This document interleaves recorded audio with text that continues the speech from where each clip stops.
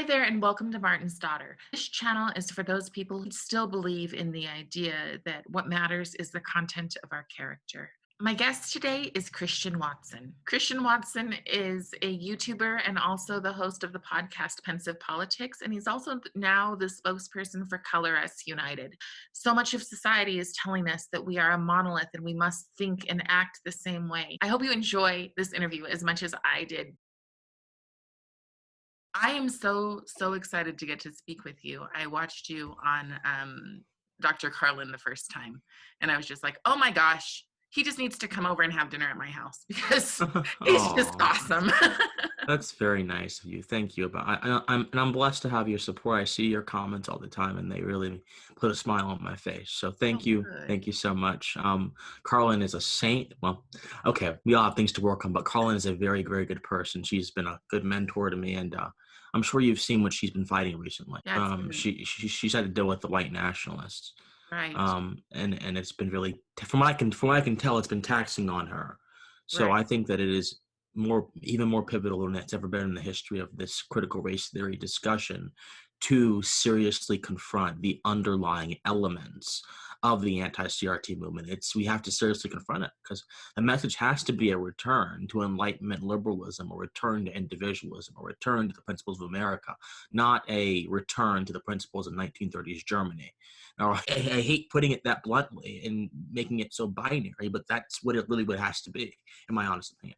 I completely agree. Like the idea that people are saying you don't want to know history when I'm like, do you even know history? You don't Mhm. even know history, but yet you're fighting and saying that that's our issue. And quite frankly, for me, I'm perfectly fine with learning about all of history. I've got a seventh grader, and he came home the other day and he told me that during one of the slave revolts, when they brought the slaves back, they cut off their toes so that Mm. they couldn't run away again. And I'm sitting there going, wow, that's heavy for a seventh grader. And I'm so glad that you've learned that. So Mhm. this idea that we don't want to learn history, if we don't know history, then we're doomed to repeat it. And we're doing that right now. I was Absolutely. listening to, I think it was the Lotus Eaters yesterday, and they quoted that some of the CRT people are saying that they need to bring back a racial consciousness just like the KKK. And you Yes. just go, where in the where in the world are you getting this from? Or I look on threads, people will write something about we need to stop CRT, and all of these, I don't want to make it a red or a blue issue because I identify as a classical liberal, Mhm. so, but I'm sitting here going, well, but it is these middle-aged liberals who are just the things that spew out of their mouths sometimes. I just sit there going, do you not know how racist and how infantilizing and how insulting it is to people of color who don't fit the monolith. And Yes. anyways, I definitely want to get into that conversation, but usually when Absolutely. I interview people, I want to get to know them, like the actual person. So Yes. um the reason I was hesitant to reach out to you in the first place is uh, I tend to interview people who've aged out of the foster system. And I found that I'm kind of at a stall on that because I try to interview not only people who've aged out of the foster system, but those who are victors instead of victims. And right Mhm. now, the culture is very much be a victim. Mhm. And Mhm. I've found it very hard to talk to people. So that's not your background, but what is your background? Well, so I am a student right now in university. I'm actually going into my last semester. And it's very odd for me to be going in my last semester because well, my last semester is actually the first semester of my senior year. I'm graduating 6 months early because I did some things in high school. I made some commitments, and I saved myself some time. Right now I'm currently, as along with doing the YouTube channel and hosting the Pensive Politics podcast, which will be coming back in July, Wednesday, Saturday, and Sunday. We'll be doing a live show rather than just a podcast. It'll be a video podcast and an audio podcast on both platforms. I'm also the spokesperson of Color Us United, and I just posted a video, one of our videos the other day. Race is a set of activities, don't choose it. And Color Us United is a media campaign which is determined to make America a race-blind society in conjunction with the eternal principles that formulated the structure of our government, the structure of our country, the structure of our society. And so that's kept me pretty busy. We do a lot of media stuff. We have a lot of exciting things coming up that I cannot say quite yet, but we have a lot of exciting things coming up. But as far as my deeper background, I'm the kid of a single parent. My mother was a nurse, and there would be times throughout a lot of my childhood where she would work 3 jobs simultaneously. She would be out of the house all day. Um, she would get home maybe at night, maybe get like 2 hours to 4 hours of sleep, then get up again to go back to work all day. And there was one period actually where she was just working a lot. Like she was working like 200 something hours in 2 weeks. Yeah, yeah, and it was all so she could support me and put a roof over my head. So a lot of my introduction to this politics and philosophy stuff came through self-education, through self-learnership. I had a very curious mind, and sometimes it's very dangerous to leave a 13, 12-year-old alone with the computer. I would never leave my if I ever have kids, I'll never leave my kids alone with a computer. I wouldn't even give them a smartphone until they were like older. But because I know the dangers of all that kind of stuff. But you know, thankfully I made responsible decisions. I did the responsible thing.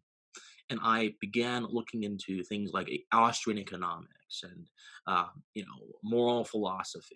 And not that I understood it all at 13 and 12, because I really didn't. But the curiosity, the fire that burned through me that wanted to keep that process of inquiring knowledge. The philosopher is supposed to be this individual who is acquiring knowledge throughout their entire life and inquiring into it Socratically. That's the goal of the philosopher, in my opinion. So the sort of prototype of the philosopher's aim became a part of my DNA when I was a pre-adolescent, and that bled to my adolescence. So And did so your then I mom support it? she of course she whenever she could get me a book, she would get me a book. She wanted. Took me to the library when I didn't have a car. Took me to the library so I can go look for books. Yes, she supported it in many different ways. In fact, if it wasn't for her, I probably wouldn't have turned out this way. A lot of it was self-directed, but even if a flower can grow on its own, it still needs nourishment from time to time. It still needs nourishment from time to time. And so the most important thing, and I'm just 21, I don't know about parenting kids, but I can guess, I can deduce. The most important thing from my experience that a parent can provide to a kid is nourishment. Even if that nourishment Absolutely. is in the form of, just encouragement or whatever. I think that's the most important thing a parent can provide to a kid. At least that's for me it was. So Right. yeah, she supported it. She supported it. Yeah. Well, the reason I ask that is because when these kids are going into classes and they're doing like the oppression walk or the privilege walk, right? And they're going to tell children that just because they are our skin tone, that they are oppressed. And I'm sitting there going, but if you've got a single parent who is supporting you, who is taking you to the library, who is, you know, pointing you in the right direction for all of these things. I did not grow up with family. I grew up in the foster system. And when it comes to raising my own son, I'm extremely involved. I'm a stay-at-home mom with one son, and I'm extremely involved. Like his summer is like, well, here are all the scout books. Which merit badges are you going for? And what can we get you to Awesome. support you in that. I saw Awesome. the other day that you were talking about how important community is, and I think that Yes. these are these are huge aspects. But this idea that a child, just because they have a single parent or just because they're brown skin, is somehow underprivileged, I would argue that that is more privileged, that is more nurturing than at least 50% of the households, including middle class and upper middle class houses, where we hand the kid a laptop and say, see you tomorrow, see you at dinner. So Right. Right. this this idea, I, I hate that they sum us up into, well, we're all this and we've all been through this and we need to do all of these things for the black children. You don't know what it's like behind our closed doors, Right. you know? Exactly. One of the worst things that you can do, and I think this is one of the most profound insights I got from someone else. Someone else told me this. and that I ran with it, is you take aesthetics, how something looks, and you make it into an ethical consideration. And this is one of the things that a lot of people on the woke left do. They look at the material conditions because their entire ideology is predicated upon material conditions, structures, and systems. And they presume those material conditions to be results of structures and systems that are unjust. And they turn how they look into ethical considerations. Well, the problem is ethical considerations should stand independent of any one incident or consideration. Ethical considerations should be based on principles that are universal that we can aspire to. We're not perfect, of course. Human beings have been failing for a very, very, very long time. I mean, the people who founded our country were not perfect. The people who got our country out of slavery were not perfect. Lincoln was not perfect. Tubman was not perfect. She had a temper. She would sometimes pull her gun on her runaways. I mean, no one's perfect. But ethical considerations, if we want them to be consistent and honest, need to be based on higher principles.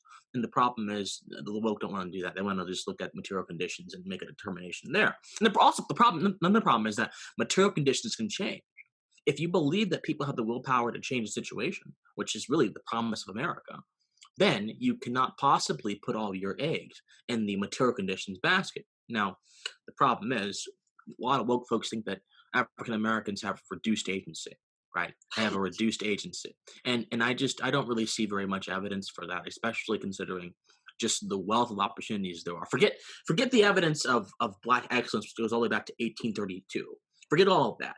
There is just a wealth of opportunities for minorities, grants, scholarships, loans, all kind of things. Even if you're not going to college, affirmative action is still in full force, although it is being challenged at various levels now.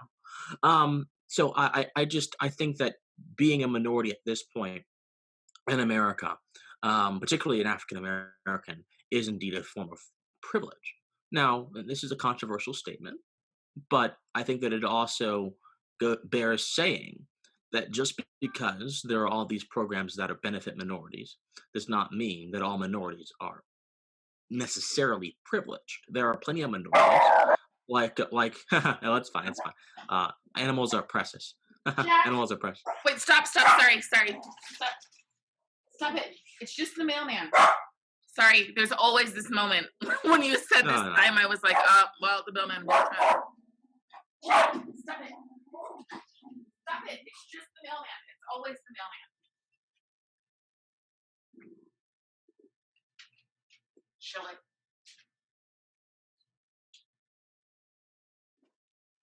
You're fine. She goes. Bye. Bye. Oh, hush. Hush. All right. Animals are precious. Not Jack. Jack Bow Wower is a bit of a terror. Oh. Stop it. Okay, hang on. Sorry about that. That is a given with my house and yeah. Oh, it's all right. It's all right. Where we are with dogs. Okay, let me see where we can recover. Well, I wanted to ask this idea that Black people don't have free agency. My thought on that is the direct result. Like, I do actually believe in systemic oppression, but I think it's different than what we're told it is. I think that it is the bigotry of low expectations for decades and decades and decades. To me, that is systemic oppression. That people would get to a point where they don't believe that they have free will. I've had people troll me and say, I can't believe you're trying to teach people life skills because it's like you think we have some sort of agency. And I'm like, I do believe you have agency. You have agency to get on and troll me. That's your choice. So I sit there and I'm like, why? It's crazy to me that the people who are tackling racism in America, to me, are some of the most racist people in America. Like, they're so focused on something that, yesterday I was listening to your post about racism is a choice. Just a second. Race is a choice, yeah. Jack, stop it. Okay. So yesterday I was listening to about racism is a choice, don't choose it. Or race is a choice. Sorry, race is a choice, don't choose it. And I thought, well, I mean, in certain extents, like I was walking my dogs the other day, and these kids drove by in a truck, and they yelled out, "I hate your black ass," you know, and this is doesn't usually happen. Yikes.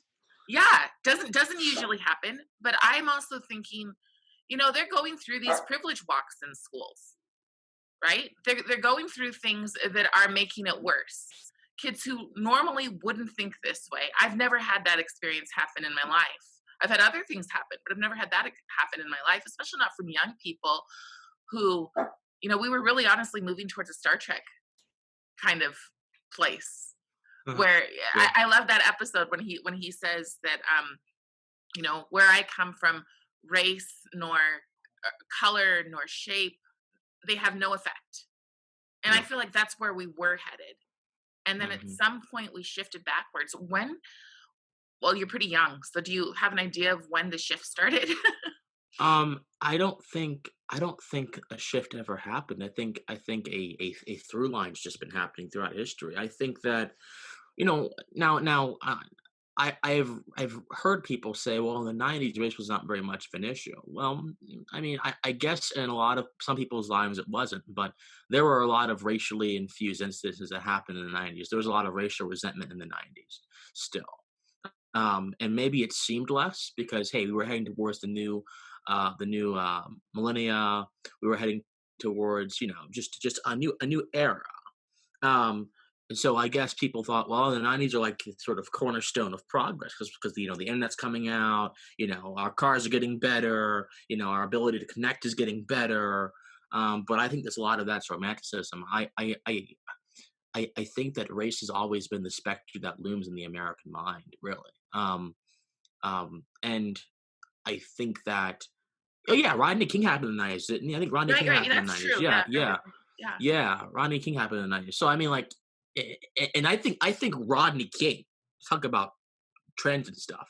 I think that jump started an entire era of resentment. I think a lot of black folks were already skeptical of the cops. That seeing it actually happen, videotape for one of the first times in national media, that caused major resentment. And of course, then after that, you had Ice Cube come out with his song Black Korea, where he was attacking Asian Americans in Los Angeles. One of them who had shot a black girl because he didn't know, Los Angeles was in lockdown, right? He didn't know if he was going to go in their store or not. That right there, I think, is what started a lot of the resentment that a lot of the younger generation, a lot of millennials have for the police, and it was not helped by black media and black entertainment either. They kind of stoked that. So But you think I that think there it was could. do you Sorry, feel go. that there was a time beforehand when there was more of peace and less of a resentment? Or do you think that there's always been uh I have you read the book Elijah of Buxton? I have not. No, no. Okay, it's a children's book. And it's Oh, okay. I think it's a Newbery Award winner.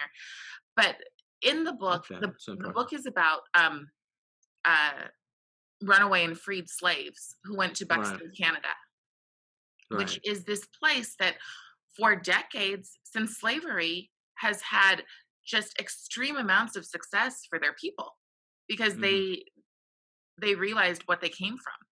mhm. And but in the book, the total spoiler, but the minister who is African American, uh, yeah, who was a slave, was he's filled with resentment. And so I wonder if the resentment has ever went away or if the resentment is a choice. And I know that's I not a very think. popular. Go ahead. No, sorry. Go on. Sorry. Okay, so um, I just wonder if resentment is a choice. Do you know what the ACEs is? The ACEs The scale. Aces. No, I don't. Okay, so it's an adverse childhood effects of trauma scale, and Oh, it okay. measures how much trauma you've experienced in your life, and Mhm, it tells you that if you've experienced X amount of trauma, you are basically condemned to all of these things: heart disease, mm, suicide, depression, all of these mm, things. And if you're just handed that list of, oh, this is your number on a scale, and our schools are using this scale. mm. Teachers are using this to evaluate their own place, but also to evaluate where their students are at. And so, to me, you're putting a label on a person immediately that they are a victim. And But I yeah, feel that the African American community, not all, because there are some people like we forget, we never mention the Jack and Jill societies. We never right, we never mention these extremely successful debutantes of all time, right? We only right, focus on the oppression of black people. Right? right, yeah, Why? Why? Like why are we again saying we are, people who are against CRT are against history, but yet nobody's showing us those parts of history. Why don't they do right. that? Yeah, there's a lot of questions contained in that. Okay, so I think your first question was about, do I ever think there was not a period of racial resentment? Then I think your second question was about why don't we focus more on Black excellence? So I'm gonna handle both of them separately because both of them are separate issues. So for the first question, um, I okay, this ultimately is a question about perspective. And I think perspective itself shapes how we see history. When you experience history through a book or through a documentary, you're experiencing it secondhand. You're not experiencing it firsthand. Now, a lot of our lives, a lot of the knowledge that we have does come from a us experiencing it through a secondary source and not through a primary source. Even if you use primary sources, you know what I mean? We're not actually there. We're not actually involved in it, and that has a way of making us think of history as this sort of grand structure that accounts for how things were most of the time in a particular area. So, for example, when you think of 1920s America, you probably don't think of black equality at all. Because back then, there were Jim Crow laws, segregation, the Klan was in full force. That's our view of history. But if you were in one of the black enclaves that existed at that time, and you were, trading with your fellow black people, and you were, economically prosperous, you probably didn't see history in that light, or if you did, it was probably in the back of your mind. The fundamental ill that plagues every single one of us, and this is people who are on the left and the right, when it comes to history, is that we barely want to consider it or understand it through the micro interactions that took place in any time period. So I'm pretty sure that even in the 1830s and the 1840s, there were plenty of black individuals who had no resentment. Or if they had a resentment, they had resentment towards ideas, towards evil, not towards people. I'm sure. But they are swept under the broad structure of history because we are so used to thinking in those large, grandiose terms, so used to doing so that we literally kill the life that history is meant to represent. We kill the people that history is meant to represent in our minds. We kill them. So yes, I'm sure there were periods of time in America. Hey, maybe the 90s were one of them too. I don't know. But there were periods of time in America where there were plenty of people, white and black, who had no racial resentment and no hatred. I remember a few years ago when I was in high school, I was talking to one of my high school librarians, and she was an older woman. She said, "Yeah, Christian, back in the '60s and '50s, I was born in South Georgia, and I had black neighbors, and we were told to treat them with respect, and that was that. We never went into it too much." And I'm like, "Well, you think of 1950s, you think of the death, the segregation, the Jim Crow, everything. You think African Americans were just universally in a bad spot, and maybe in many cases they were. I'm not going to deny that, but." You forget the relationships that African Americans could have had with other people. You forget it, and they're all swept under the rug. So yes, I'm sure there were times, and I'm sure there were times in the past in areas that we would think were universally evil and condemnable, where whites and blacks had no resentment and they had relationships. 100%. I'm sure there were. They just are not picked up by history. They're not, and that's a tragedy. Everyone needs to be very careful. When I read a history book, I try to think, okay, how were the people in this time period thinking? And you can kind of understand that through going to biographies. I mean, slave narratives, slave biographies are very, very, very, very precious. There are plenty of those out there where the slaves themselves actually were their words and thoughts were transcribed. That kind of stuff is more precious to me than going to a history book that says, "Hey, Jim Crow in the 1960s." No, no, no, no. You're fine. Tell me about that, but tell me about not everything in the 1960s was Jim Crow. That's just the overtone. There's much more than the 1960s than that, you know? There was some brilliant music that came out of that. There was some brilliant black excellence, some musicians. yeah, some brilliant black music that came out of that too, man. Seriously, Bill Street, all kind of stuff. BB King and the Greats, they came out of that stuff. Why don't we don't talk about that though? Because it's not the overtone. It's not, and this is the key point. It's not what we've come to expect. Laziness is the enemy of knowledge. Intellectual laziness, rather, is the enemy of knowledge. Actually, complacency is the enemy of knowledge. When we've come to expect a certain thing from a certain period in history, we tend to ignore or not consider anything that may be below that overtone. And so that's what a lot of us are suffering from. We're suffering from a sort of epistemic complacency that has become acquiesced to and aided and abetted by our educational institutions. Now, as for your second question about critical race theory and history, I think I kind of wrote this into my first response, but I genuinely think that the reason why a lot of woke folks do not want anything to do talking about history of black excellence, which is really ripe in America. It's really flourishing in America, even during times when black people were subjugated by the government, is because they view history again as a broad structure, and on top of that, they view history through a deterministic lens. And this is the Marxism, right? Marx believed that there was that he basically Marxism is really a time frame more than it is an ideology. I like to say, Marx believed that there was going to be inevitably there were these two classes, the bourgeoisie and the proletariat, and they were going to inevitably clash in some way, and one of those classes would overthrow the proletariat would overthrow the bourgeoisie. They would win, and they would class conflict would end, and the workers would have solidarity and hurrah. That was the Marxian time frame.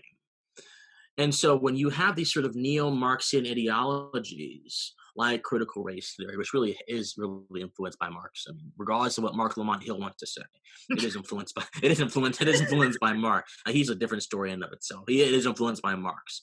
And so when you have these ideologies that want to look at structures and institutions and view structures and institutions as more powerful and consequential to my life than free will or individual human beings, then what are you going to get?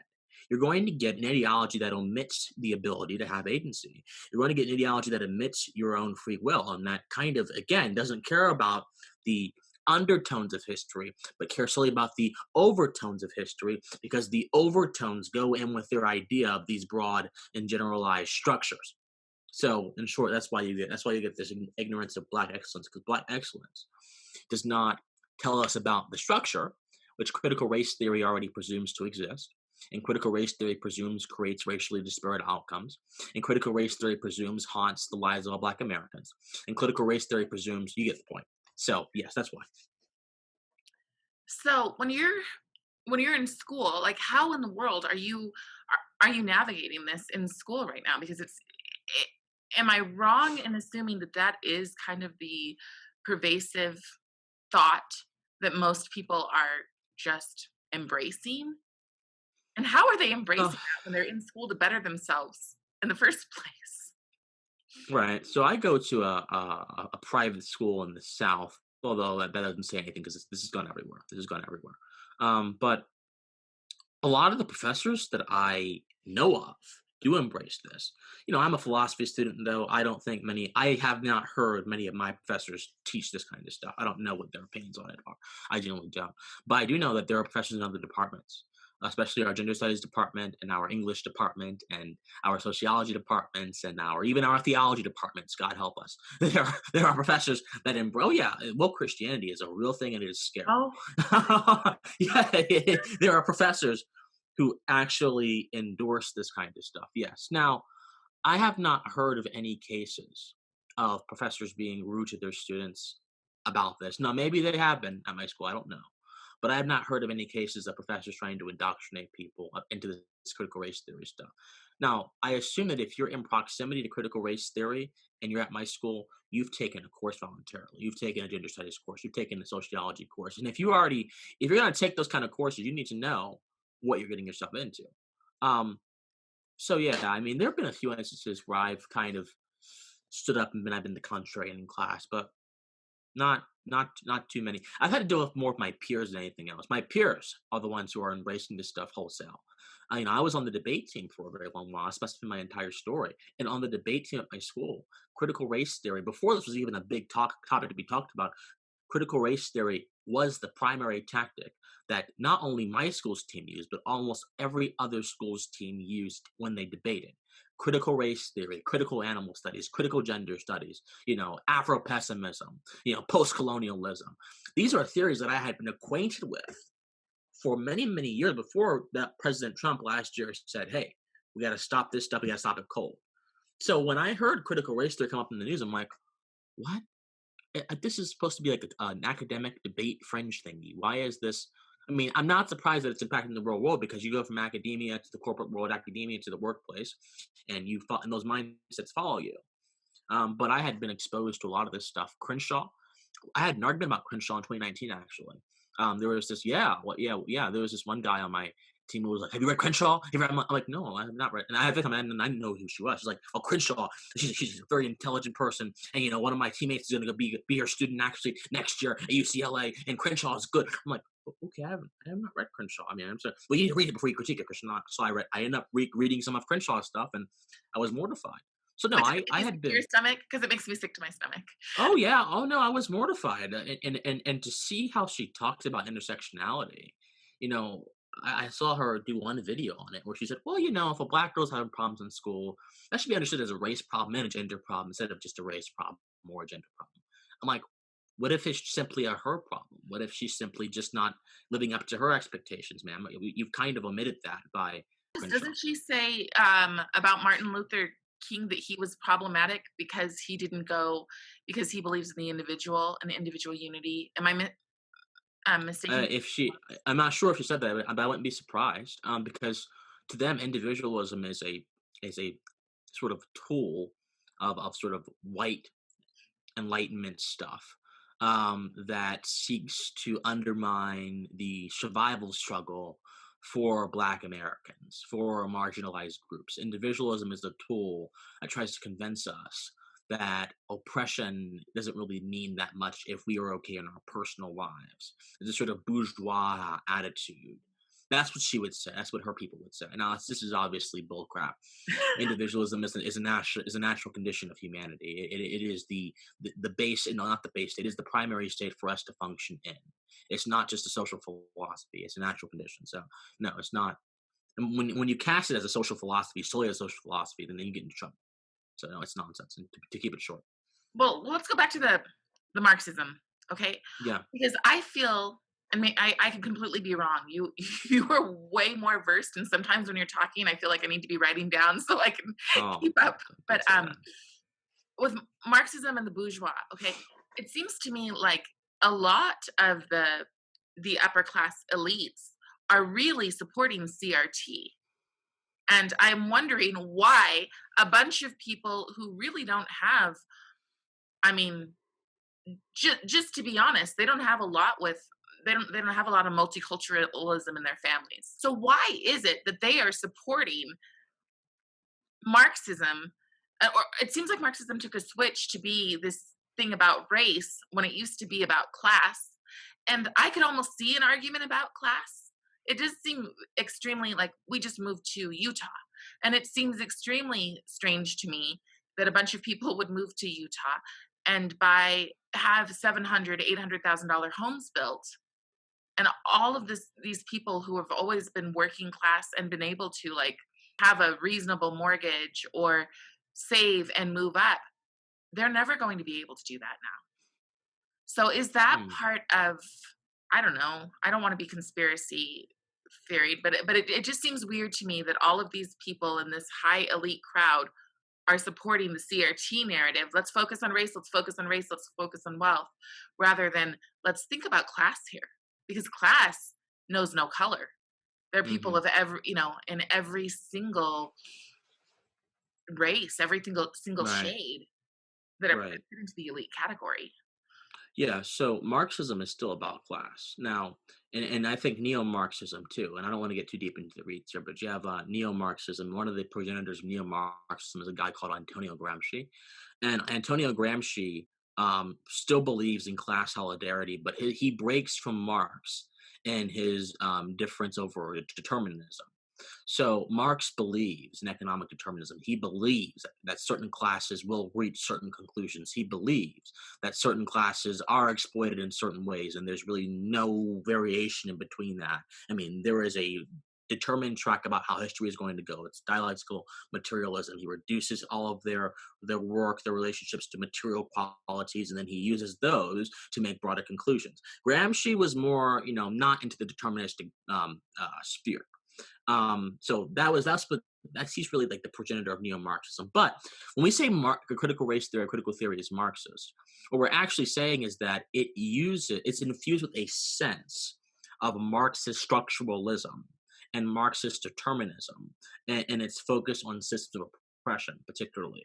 Because for Marx, the bourgeois, the capitalist system is a system of oppression that necessarily, in every case, leads to bad things from to the for the proletariat, excuse me, and for a lot of critical theorists, they wanted to deconstruct what they saw, or even other different oppressive systems, other kind of governments and structures in society. And they wanted to break them down, needle them down to little tidbits, and then scrape them away. The critical race theorists took from that neo-Marxian tradition and incorporated an analysis of systems and power structures as it relates to race in the United States of America. Then other folks took that same neo-Marxian tradition and took it and incorporated it into issues of gender, then issues of animal studies. There are people who are critical animal theorists who examine how examine how animals are slaughtered in slaughterhouses and try to link that to sexual violence against women and things of that sort. It's some crazy stuff. So they're basically just using Marx's emphasis on structures and systems and and the necessity of both of them to oppress in their ideology. That's to the extent that critical race theory is a Marxist ideology. Um, so now, as for your question about the elite, the thing is, I don't think a lot of people. I don't know. I don't think a lot of people view themselves in Marxian terms. I think a lot of, and I certainly wouldn't think that the elite would view themselves in Marxian terms, right? Because that would kind of be counterintuitive, you would think. I think that, and I think this is we just have to get used to class not conferring ideology, right? Class does not confer ideology. There are plenty of people who are filthy rich, who are quite leftist, and leftism tends to scorn the filthy rich. Warren Buffett just gave away a few $1 billion the other day. And he said, I would love to pay taxes to the government. I would love to give my money to the government. That's Warren Buffett. He has nothing to gain from giving billions of his wealth that he's owned over his lifetime just away. I guess he gains satisfaction or whatever, but he has nothing materially to gain. Yet, if you have a Marxian view of things, the bourgeois are trying to maintain power all the time. But it appears to me that Warren Buffett couldn't give a damn. That's what it appears to me. You have George Soros, who spends all of his money on so many different projects that constitute a lot of left wing activism in America. I mean, I don't think people like Soros and Buffett and Bill Gates view themselves as, or Zuckerberg view themselves as the bourgeois, even though they may be if you believe in Marxist terms. So I just don't think that's a good way of I guess the reason that understanding. I feel that way is because they are the ones who are pushing, like, for censorship. And Right. the other day, I got booted off of Facebook because I shared an actual post from history. I'm like, I Mm. didn't put any words. I just shared a picture from history, and all of a sudden, it's like you are booted off for 24 hours. Oh, and you can't do a live for 60 days. And I just am like, why do you need that much power? Right. Free country. Right. Right. I think that the tech control over discourse is a very complicated situation. Um, I'm not in favor of needling expression, um, but you have to understand, or I'm sure you understand. People in general have to understand that ultimately, and this is going to sound like a very trite point, YouTube and Facebook, they are private entities, and that if we believe in the principle of private property and the sanctity of private property and self ownership in general, which are principles that America was founded upon, then we have to really think very carefully and strategically before we begin revoking those principles because they may inconvenience us. I mean, there have been times where advertisements on my YouTube videos have been throttled because the content was too controversial. There have been times where my own sake has been threatened by the bigger tech excesses, but principles aren't there for me to confirm them when I feel good and to ditch them when I feel bad. Principles are there for me as universals to confirm and affirm in all circumstances. And this can lead to some pretty morally undesirable places, but in my opinion, that's the only way to live. But no, we need to have a serious conversation, right? We shouldn't be giving Facebook billions of dollars of subsidies, or especially if if they're going to be doing this kind of stuff, we shouldn't be giving them that anyway. But still, so I mean, there are realistic things the government can do to tamp down on sort of big tech control over discourse, and you can start by not giving them any money, which we shouldn't be doing in the first place. So, Why do you think our government is currently? okay, I can tell you why the government's doing it. I mean, it's what's in vogue right now. When you when you have popularity as a mode of social and political currency, whatever is in vogue tends to be the dominant preoccupation of any given government. I mean, and now this is not true in any case. I mean, there were parts of American society that absolutely hated Martin Luther King and the civil rights movement. Those were not necessarily in vogue everywhere. In a lot of the urban centers, it was, but in parts of the South, it was like, no. But the government still acted on that because it was the right thing to do. But in other times, government has instituted obscenity laws and prohibition because that was in vogue. It was popular. So I think that for Joe Biden and his administration, um, they probably genuinely believe that black folks are oppressed. This is a popular view, and that systems hold them down. And that they have an obligation, because I don't know what Joe Biden believes, I'm just guessing at this point, and they have an obligation to correct those systems. And if they're in those systems, well, why not fix the systems? And so that's probably their line of thinking. Um, but I think the reason why wokeness is so popular is because number one, it's in vogue. Number two, it is okay. That's circular. Excuse me. Wokeness is popular because it is a dominant viewpoint in a particular section of American society, and it gives you a very clear answer or a seemingly clear answer for conditions that you can't control. So if a black person is presented with an idea of wokeness as to why they have a bad job or they live in a bad community or their family has been in generational poverty, right? If you can present a critical race theory narrative to them, well, okay, well, I'm just oppressed. Okay, well, I have had to bear the brunt of discrimination. It's harder for me to get ahead as a black person, as a black woman, as a black man. That is a clear answer to a condition that may cause discomfort and pain if you yourself sit down and begin and engage in introspection. We don't want to admit as human beings that we're wrong, that we have Doesn't it keep a you down? I mean, that's yeah, how I look at it. I'm like, well, it does, but for the true believer, they need to become activists. For the true believer, they need to fight, fight, fight, and the fighting gives them a sense of victory. In all righteousness, right? reality, Have you listened to Charlie righteousness, Porter, yes, right? He talks about it being yes, righteousness, and you're like, wow, righteousness. why would you ever get rid of that? So for us, so people who think that this stuff is just nonsense, of course, it doesn't give us a sense of victory. It holds us down, and it does hold the activists down too. It binds them to a mediocre paradigm, but how we feel sometimes has more of an imminent impact than what happens to us in the long term. I think that human beings the greatest human beings that have ever lived have been long-term thinkers, people who have considered the consequences of their discoveries, of their beliefs, of their value systems. But an activist who is enveloped in this woke stuff is not the prime candidate to be a long-term thinker. They are prime candidate to be someone who considers short-term political victories, skirmishes, shutting down certain speakers who are may threaten a certain belief system, regulating speech, giving black without reparations. These are things that give them a sense of victory.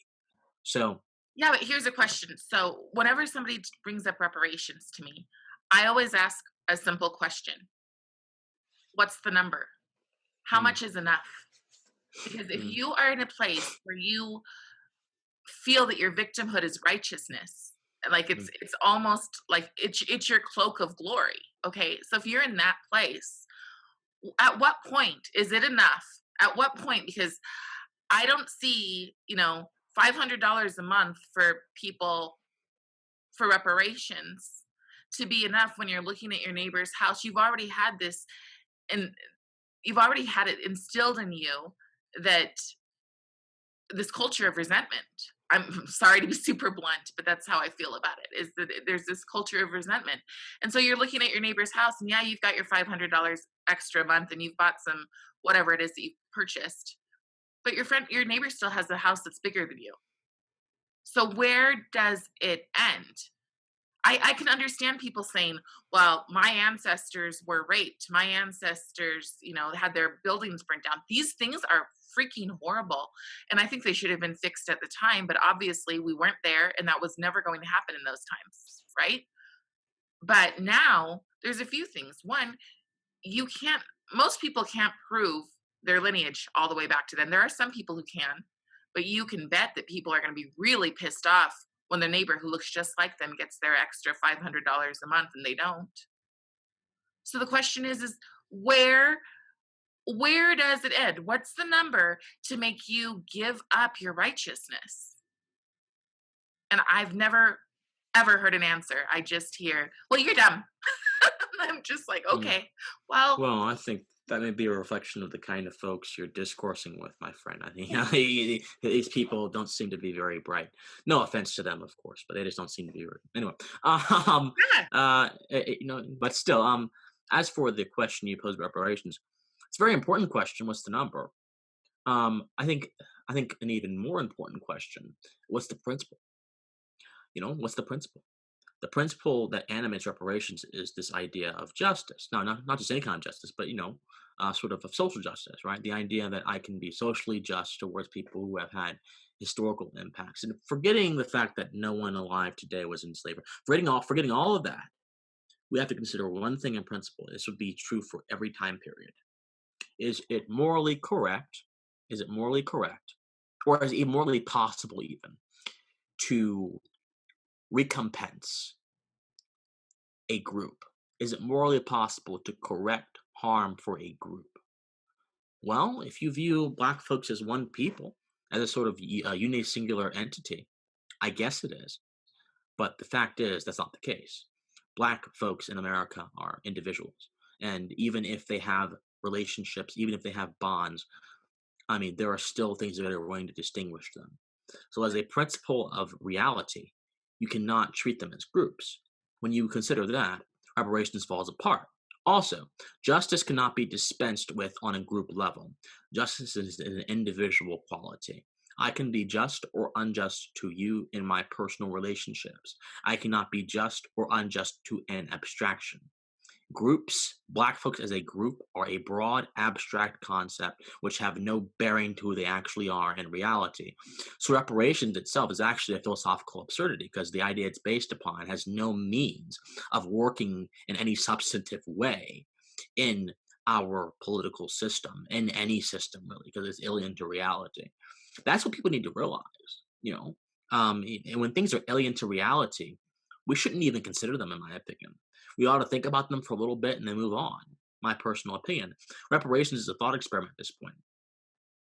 So how does it make you feel when um when white liberals act like they know more about you, or sum you up into just the color of your skin? How does Yeah. it make you feel to be just labeled as just the color of your skin? Oh, well, it's dehumanizing. It's wrong. It reduces it reduces the fact of my spiritual existence, that all of us really are a brilliant brilliant body, a brilliant consciousness contained within this mortal shell. That's my honest opinion.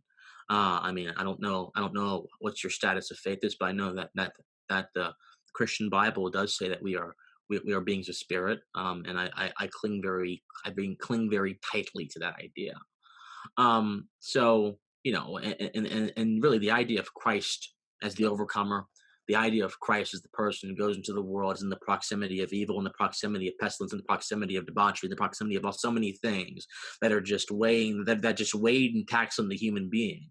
And the fact that he was simply there in the midst to say his ideas was enough to alleviate the consequences of all that kind of stuff. So I believe that we actually engage in spiritual work every single day. When I go into when I go into the proximity of collectivism, I go into the proximity of bad ideologies, and I speak something that is different from what people in that proximity are used to hearing, I'm beginning to liberate them, or I'm beginning to give them the tools to liberate themselves.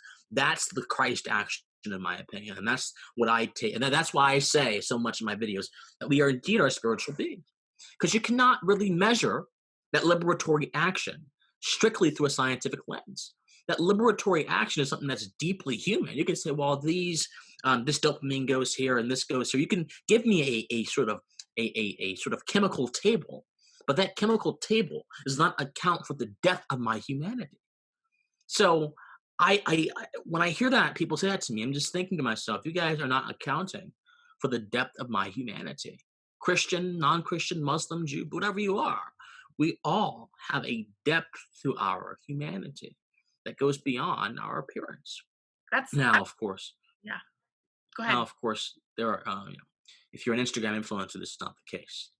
No, no offense to Kim Kardashian and her friends, but they seem to overemphasize their appearance for some reason, and I think that's a Yeah, lack of we're a creating deficiency somewhere. narcissistic and nihilistic culture. So Right. I am a Christian, and I'm not Okay. ashamed of it. So Okay. Good. and Hope I gave a reasonable account of Christ yeah, and everything. no, I'm a Christian myself as well. how I feel about that is that I mean, I really struggle with loving my neighbor these days. And I've never been that person ever. I've always been the most accepting, warm-hearted, I don't like to see people suffer because I've suffered type of person. And now I am like, let's buy a house and let's build a giant wall around it and just like stay in that area because I'm Oh, I understand. so utterly exhausted by it. But when it comes to faith, I'm glad that you brought that up.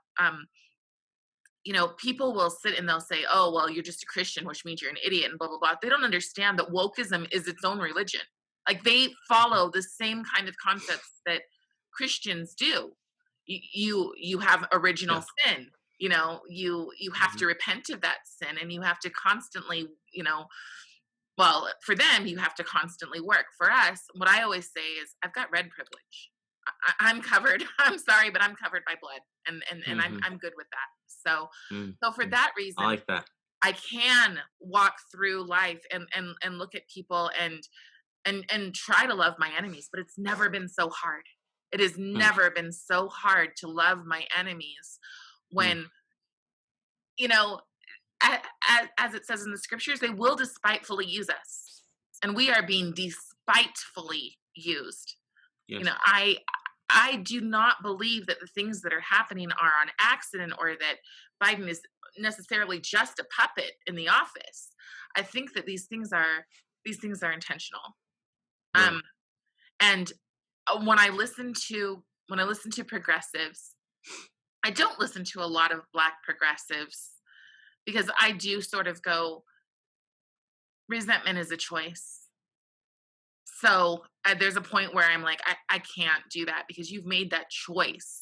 It's Right. not a truth. Your personal narrative is not necessarily truth. And so I can't look at that and go, I want to keep listening. But because Right. my world tends to be, I've always been friends with teachers. And so my world tends to be, okay, why in the world would you go from this, and what have you been teaching my son all these years? Hmm. He came home one day and he told me, "Mom, America's not that great of a place. I'm not really supposed to love it." He told me that in 5th grade. So he's in gifted classes, and these are conversations that they were having. And I just sat there and I was like, there's so many reasons why America is a great place. I don't know if you've traveled to other countries. I've been on a No. few, just I've only been like on a few cruises, right? And when you stop at a port and you look like a native, you find out how they're really treated. And it's a totally different experience than, let's it's not Yeah. that. It's a Yeah. very different experience than that. And I just am like, how are they embracing ideas that have been done before? Hmm. In terms of my son learning history, last summer we went to a lot of rallies. My husband actually ran for an office. He did not win, but he ran for an office, and we went to a lot of rallies. And some of these rallies had people from North Korea and Vietnam and China and even Japan, even people whose parents were in the camps here in America, who still said America is the best country. So why Wonderful. where how did we get to this place where people There's hate all the country? Yeah, there's always been a resentment towards America because again, eh, people people confuse the actions of the government or the actions of people in society with the axiomatic principles of America. That's the biggest issue. So, when Noam Chomsky in the 60s was rightfully against Vietnam, he critiqued Vietnam not on the basis of it being an unjust war that we got into so we could spread our ideology around to a part of the world that really didn't, in my opinion, really wasn't receptive to it. He critiqued it on the basis of America being an empire, a brutal empire that oppresses and crushes people. And of course, Chomsky only has material actions to go off to make that assumption. But Chomsky doesn't, and people like him don't really consider that America is more than the actions of its leaders. America is more than the actions of people in society. America is a statement of principle. And when we view America as a statement of principles, we realize that there's a reason why people from North Korea can come here and say, you know what, this is a good country. Because North Korea, as a statement of principles, is all about subservience and slavishness and cultism towards the undynasty, whatever they call themselves these days. So that's why we confuse the principles of America with material conditions, and this is why I think faith is a very important concept because faith is the evidence of things not seen. Right? Right. Faith is that which escapes our senses. It escapes what we can immediately understand, but you hold on to it because you have this belief, this fervor that something's going to happen, something's going to manifest. America is not only a statement of principles, it's a statement of faith, the greatest statement of faith in the history of mankind, excuse me, not humankind, mankind, the history of mankind. Because you don't have a bunch of ragtag colonists who basically the ancestry dates back to Europe, who go against a king, who fight the king's army and navy, which are some of the mightiest in the world at that time, and then establish their own government, go through their own schisms, go through their own fights, almost not get the Constitution established, you know, then get attacked by the French, get the White House burnt down, then have to rebuild from that, then have to go westward. We're the ones that gone westward before, have to deal with the natives that are in westward. You don't have anything but faith reflected in all of that. Because most countries, most experiments would have failed after the first few years. But there was a determination of the colonists, a determination of the newly christened Americans that they were absolutely not going to go back to subjugation. They were not going to go back to their rights being violated time and time again. They were going to be moved by self-reliance, self-determinism. And the structure that they were in was going to affirm that principle. That's faith. That's faith. Lewis and Clark going across to the west, that's faith. They didn't know what they were going to find. That's faith. That's faith. So you can't have America. You cannot have us as a country, as a nation, as a concept, as an idea without having faith. And that seems to be something that people are trying to destroy or water down, like you said, woke Yes. Christianity. Yes. All of these Oh things yeah. they're trying to water down. They're trying to say that social justice is just as in churches, they're trying to say that that is just as important as our belief in salvation. Like that social justice is now our salvation. And that is frightening. And one of the things that I find is that from the very, very beginning, like lies are how everything started. Like lies are the way in which nothing that we're seeing today is something that we haven't seen before, right? Right. Right. So so how do we save America? Because sometimes I feel very, very disheartened when people are saying, "Oh, I mean, a lot of religious leaders are walking away from their faith. They are dismantling because they accept the wokeism and they think that they're a bridge together. And I'm going to use the term bridge because that's what they're using, making bridges. And then they dismantle. So, Yeah. how do we save America? What at this point, or are we in a place where we, need to go through extremely hard times? Because I look at it now Yeah. and I'm like, our prison camps in the future, who knows? I Well, don't know what's let's coming. yeah, let's a lot of people have that kind of mindset. We got to go away from that, man. Got to go Okay. away from that, because like you know, remember I mentioned when I talked about history, the sort of overtones, the undertones. Right now, the overtone that many people see is that America is on fire.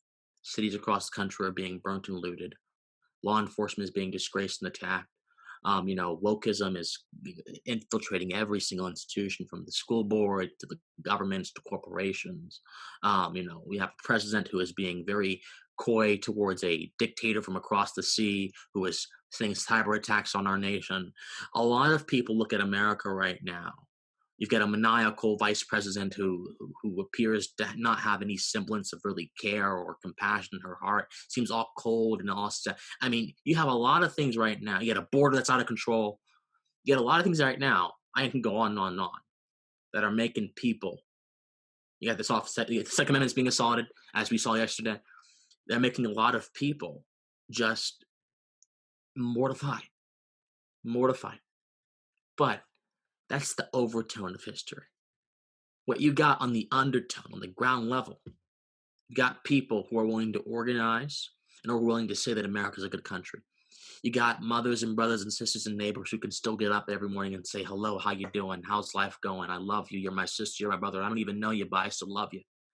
You got parents who are taking responsibility for their children's education, and by doing that, actually getting more involved in their children's lives and not letting them be taught by the school system solely, which increases parental involvement. And parental involvement can really, as we so know statistically, can really bring down the levels of certain activities that are destructive to teenagers, like getting in gangs and stuff. You've got so much positive. You've got more economic prosperity in this era of human existence than ever before. You've got the ability to start, if you live in America, the ability to start any kind of startup you want, even if it's a silly idea. It's like Zuckerberg started his Facebook from a college dorm room. Even if it's a silly idea, if you have a computer and internet access, you can basically start a career for yourself. And this is the only period in the world, of history in the world, where you can quite literally be a 14-year-old and become a millionaire because you sat down and you played a computer game for a few hours and you compete in some tournaments.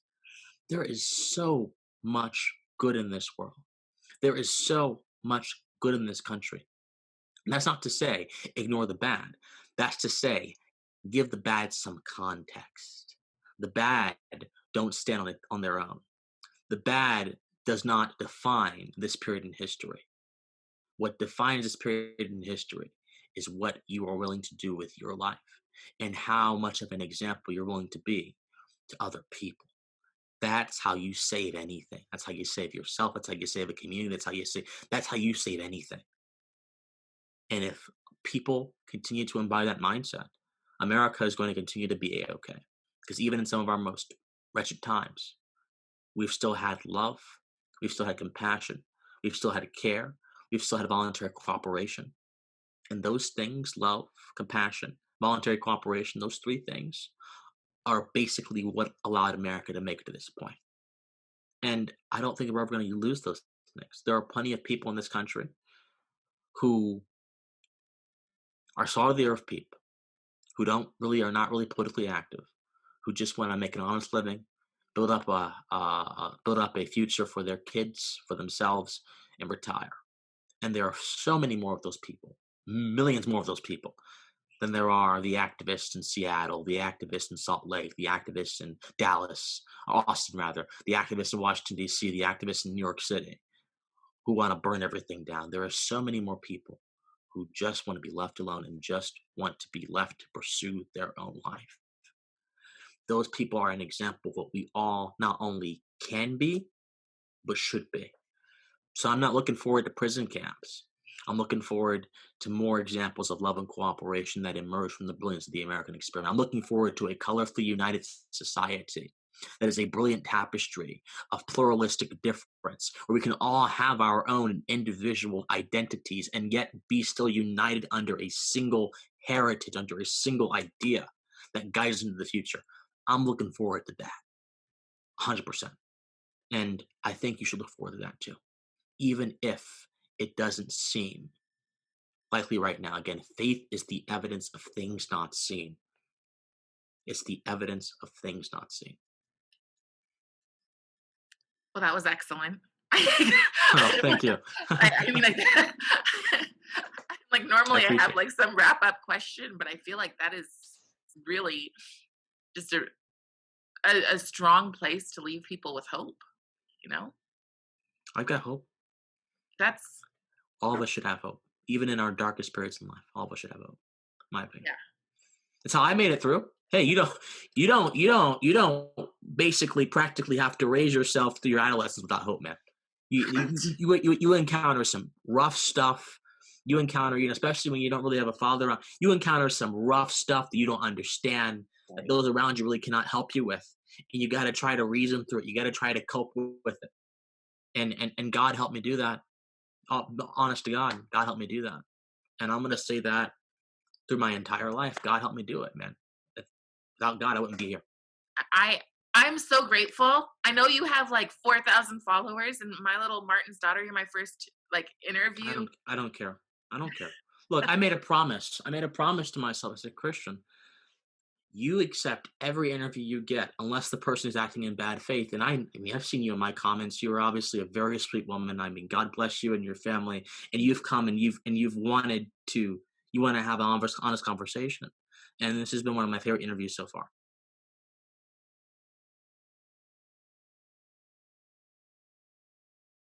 Do you look at it? I mean, I look at what I'm doing as a mission. And Yes, this is that's a the whole mission. thing. You know, it is Yes. absolutely like this is my calling right now, you know. Yeah, of So, course. Of course. but Absolutely. Christian, this Well, has been wonderful.